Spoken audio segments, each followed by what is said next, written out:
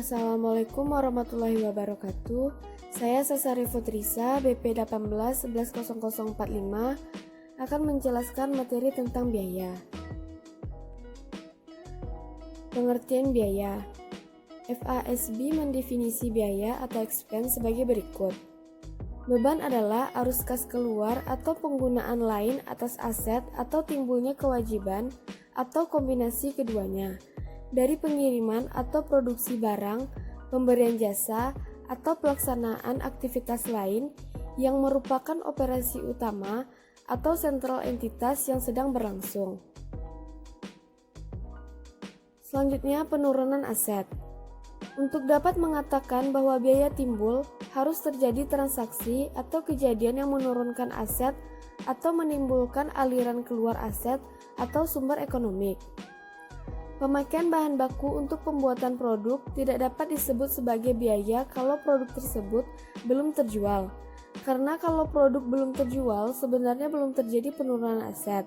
Yang terjadi hanyalah perubahan bentuk aset sebagai potensi jasa. Selanjutnya, operasi utama yang menerus. Tidak semua penurunan atau konsumsi aset membentuk biaya. Agar menjadi biaya konsumsi tersebut harus berkaitan dengan kegiatan utama atau sentral kesatuan usaha. Dua karakteristik penting pada makna biaya. Yang pertama, aliran keluar atau penurunan aset. Yang kedua, akibat kegiatan yang membentuk operasi utama yang menerus. Selanjutnya, penurunan ekuitas. Tidak setiap penurunan aset mengakibatkan penurunan ekuitas. Seperti pembagian dividen kas merupakan penurunan aset, tetapi tidak dapat disebut sebagai biaya. Jadi penurunan ekuitas hanya merupakan karakteristik pendukung makna biaya. Selanjutnya, kenaikan kewajiban. Biaya tidak hanya dari sudut penurunan aset, tetapi juga dari kenaikan kewajiban. Alasannya karena agar makna biaya cukup luas untuk mencukupi pos-pos yang timbul dalam penyesuaian akhir tahun. Contohnya, tarif pengiriman barang oleh perusahaan ekspedisi yang belum dibayar perusahaan. Jasa pengiriman telah dikonsumsi dan menimbulkan pendapatan sehingga biaya harus timbul diikuti dengan kenaikan kewajiban. Selanjutnya, aliran fisik atau moneter. Bila aset diganti dengan barang dan jasa, aliran tersebut jelas menunjukkan aliran fisis. Secara semantik, biaya seharusnya didefinisi sebagai perubahan atau penurunan nilai sehingga timbulnya biaya harus merupakan kejadian moneter. Selanjutnya, rugi. Kata kunci melekat pada rugi. Yang pertama, penurunan ekuitas. Kedua, transaksi periferal. Ketiga, selain apa yang didefinisi sebagai biaya atau selain didistribusi ke pemilik. Ada 4 sumber rugi identifikasi FASB adalah: yang pertama, periferal atau insidental. Yang kedua, transfer non timbal balik. Yang ketiga, penahanan aset. Keempat, faktor lingkungan. Selanjutnya, pengakuan biaya. Pengakuan menyangkut masalah kriteria pengakuan, yaitu apa yang harus dipenuhi agar penurunan nilai aset yang memenuhi definisi biaya atau rugi dapat diakui, dan masalah saat pengakuan, yaitu peristiwa atau kejadian apa yang menandai bahwa kriteria pengakuan telah dipenuhi. Selanjutnya, kriteria pengakuan. Yang pertama, konsumsi manfaat. Biaya atau rugi diakui bila mana manfaat ekonomik yang dikuasai suatu entitas telah dimanfaatkan atau dikonsumsi dalam pengiriman atau pembuatan barang. Yang kedua, lenyapnya atau berkurangnya manfaat masa datang. Biaya atau rugi diakui bila mana aset yang telah diakui sebelumnya diperkirakan telah berkurang manfaat ekonomiknya atau tidak lagi mempunyai manfaat ekonomik. Selanjutnya, hubungan kos dan biaya. Biaya selalu dapat disebut kos karena kos melekat di dalamnya. Akan tetapi, kos tidak selalu dapat disebut biaya karena kos dapat juga mempresentasi aset. Selanjutnya, proses dan konsep penandingan. Prinsip penandingan menjadi suatu kebutuhan dalam akuntansi karena alasan berikut. Yang pertama, pengakuan pendapatan tidak langsung dikaitkan dengan pengakuan biaya, karena teknik pembukuan tidak memungkinkan hal tersebut. Dan yang kedua, transaksi terjadinya pendapatan pada umumnya tidak berkaitan langsung dengan transaksi terjadinya biaya. Baiklah, saya Yuda Windo Saputra BP 18110044 akan melanjutkan hasil presentasi kami. Selanjutnya menandingkan bukan mengkompensasi.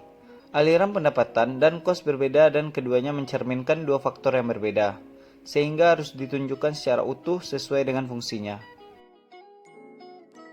Selanjutnya basis asosiasi. Dalam rangka menghubungkan biaya dan biaya, perlu dipertimbangkan basis asosiasi yang menggambarkan penanding yang secara ekonomik layak. Identifikasi kos produk. Karena produk terjual merupakan takaran penandingan, kos produk akan dipecah menjadi dua komponen, yaitu kos produk yang telah terjual dan kos produk yang belum terjual dan masih menjadi aset perusahaan. Produk usang atau musiman. Produk musiman yang tidak laku dijual, apakah kos produk musiman yang tidak terjual merupakan sebagai biaya atau bukan sebagai rugi? Barang rusak. Bila kerusakan produk merupakan hal yang normal, kos barang yang rusak dapat dianggap sebagai upaya menghasilkan pendapatan. Sebaliknya, kalau kerusakan atau cacatnya produk merupakan hal yang tidak biasa terjadi, maka jumlah rupiah tersebut dapat diperlakukan sebagai rugi. Selanjutnya, identifikasi kos non-produk. Kos non-produk tidak harus ditunda pembebanannya untuk dikaitkan dengan pendapatan masa datang kalau tidak ada kepastian tentang pendapatan masa datang yang dapat dikaitkan dengan kos non-produksi. Biaya antisipasian. Biaya yang dianggap menyebabkan timbulnya pendapatan tetapi baru terjadi setelah pendapatan diakui. Contohnya, kos yang berkaitan dengan kegiatan purna jual seperti jaminan penjualan.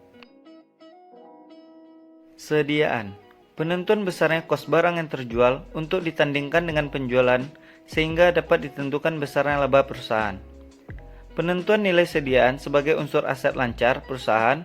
Penentuan nilai sediaan sangat penting untuk menilai likuiditas operasi perusahaan. Selanjutnya, metode asosiasi.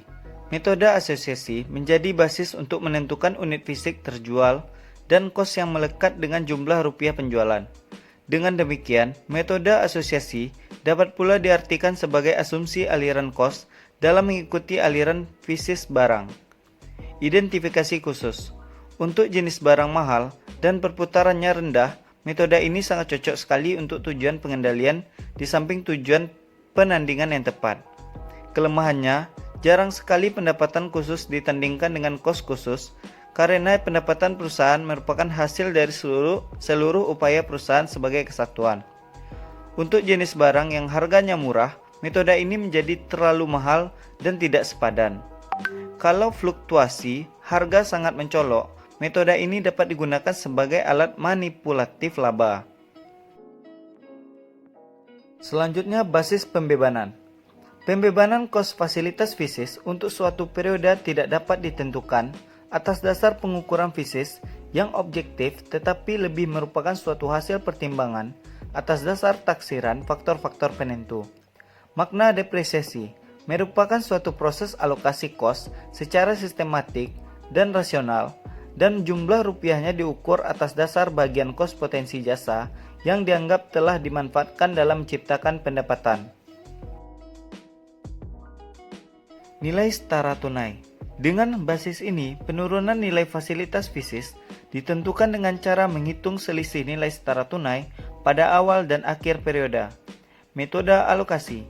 Kesulitan utama yang dihadapi metode ini adalah penentuan kapasitas total yang dapat dihasilkan selama umur ekonomik aset bersangkutan. Hubungan depresiasi dengan laba. Besarnya biaya depresiasi bergantung pada besarnya pendapatan dalam periode tertentu. Implikasinya adalah dalam hal pendapatan cukup kecil akan terjadi semacam penundaan biaya depresiasi atau tahun gemuk menutup tahun kurus. Selanjutnya, tanah. Fungsi tanah untuk menyediakan jasa ditempati tanpa batas waktu cukup menjadi alasan kebijakan untuk memperlakukan kos tanah sebagai investasi permanen dalam fasilitas produksi. Goodwill. Selisih lebih jumlah rupiah tunai atau setaranya yang dibayarkan oleh perusahaan pembeli di atas nilai pasar wajar atau nilai buku kekayaan fisis perusahaan yang dibeli. Itulah hasil dari presentasi kami. Jika ada kesalahan mohon dimaafkan. Wabillahi taufiq wal hidayah. Wassalamualaikum warahmatullahi wabarakatuh.